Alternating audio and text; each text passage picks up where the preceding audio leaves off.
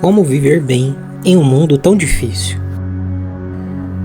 Hoje muitas pessoas citam frases de Marco Aurélio, trechos de Sêneca, falam sobre disciplina, autocontrole, resiliência, como se o estoicismo tivesse se tornado uma espécie de manual de sobrevivência. E eu entendo, quando a gente olha para o mundo atual, fica fácil de entender por que tanta gente se sente atraída por essa ideia do estoicismo. Existe um esgotamento psicológico coletivo acontecendo. E no meio desse caos, o estoicismo aparece oferecendo controle interno. Mas o problema disso é que grande parte do estoicismo que se popularizou não é exatamente o estoicismo verdadeiro.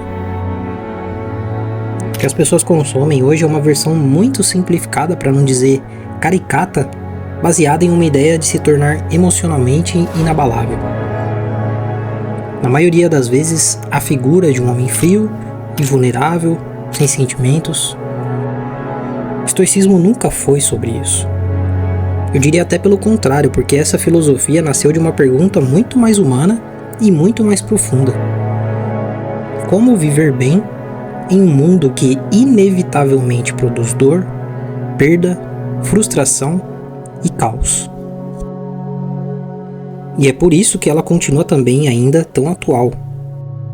O estoicismo, que surgiu lá na Grécia Antiga, foi ganhar força entre os romanos e surgiram alguns nomes que hoje são mais conhecidos, como Marco Aurélio, Sêneca, Epiteto.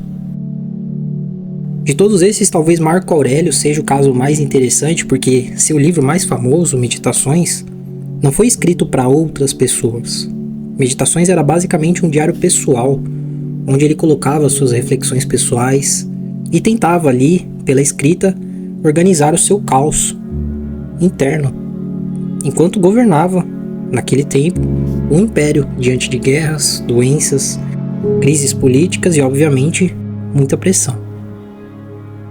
E é importante entender isso porque isso muda o contexto sobre como enxergamos o estoicismo. A ideia de estoicismo que é vendida hoje é algo meio abstrato, sem muita forma e também pouco prático. A maioria das pessoas aprendeu a ver a filosofia assim hoje. Mas os estoicos faziam o uso prático dela. Eles a usavam de fato como um treino psicológico para bater de frente com a realidade sem desabar emocionalmente. E talvez nenhuma ideia represente melhor isso do que o conceito mais famoso do estoicismo, que é a dicotomia do controle. Existem coisas que você controla e coisas que você não controla. Você não controla a opinião das pessoas sobre você, não controla o passado, não controla o comportamento dos outros, não controla se alguém vai ou não te amar de volta, não controla a economia, o clima, o acaso. E isso é desconfortável porque todo ser humano quer se agarrar na ideia de que se fizer tudo certo, tudo dará certo. Mas infelizmente a realidade não funciona assim. Você pode fazer tudo corretamente e ainda fracassar. Você pode amar alguém profundamente e ainda ser abandonado. Você pode se esforçar durante anos e anos e ainda perder. Os estoicos entendiam que existe diferença entre agir sobre a realidade e tentar dominar a realidade. E é aí que começa uma das ideias mais importantes deles. Os eventos em si possuem menos poder sobre nós do que os julgamentos que fazemos sobre eles. Essa frase é extremamente atual para quem viveu há quase 2000 anos, né? Ele diz aqui que o sofrimento não vem só do que acontece conosco, mas da nossa interpretação daquilo que acontece. Isso significa dizer que existe sempre um segundo nível criado pela mente. O nível 1 é a dor de perder uma oportunidade, é algo que dói, é frustrante.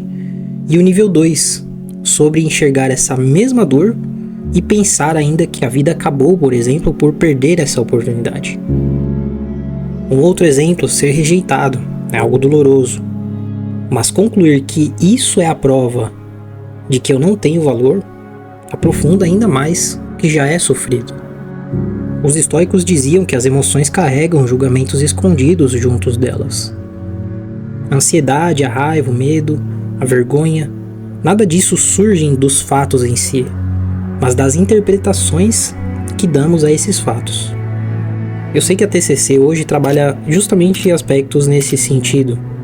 Tudo aquilo que os estoicos já observavam de forma intuitiva séculos atrás. A filosofia prática é o que lhes permitia a observação intuitiva desses mecanismos, desses processos. Basicamente, a compreensão de que não sofremos apenas pela realidade, mas pela narrativa criada em torno dela. E aqui eu te mostro o ponto central do estoicismo. A ideia de que a felicidade não depende principalmente do mundo externo. Tudo que provém do mundo externo, como a influência, reconhecimento, status, poder, são coisas instáveis. São coisas que podem desaparecer rapidamente. O único bem verdadeiramente sólido, segundo os estoicos, era a virtude. Possuir uma mente racional, uma mente equilibrada e alinhada principalmente com a realidade. Isso fica claro quando vemos duas pessoas, por exemplo, vivendo exatamente a mesma situação, mas reagindo de formas diferentes. Uma crítica destrói uma pessoa e essa mesma crítica, feita a outra pessoa, amadurece ela.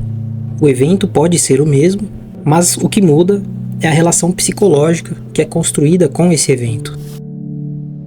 Essa mentalidade que os estoicos tinham mostra que eles literalmente viviam de acordo com a natureza humana. E entender isso desmonta completamente a imagem moderna daquele estoico frio e isolado. Seres humanos são naturalmente sociais. Faz parte da nossa natureza viver em comunidade e agir também pensando nos outros. É um grande mal-entendido associar o estoicismo à ideia de não sentir nada. O estoicismo não promete felicidade, não promete eliminar sofrimento, não promete uma vida perfeita. Ele apenas te mostra como não ser destruído pela realidade. E repare que interessante.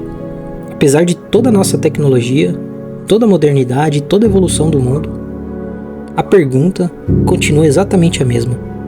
Como viver bem em um mundo tão difícil?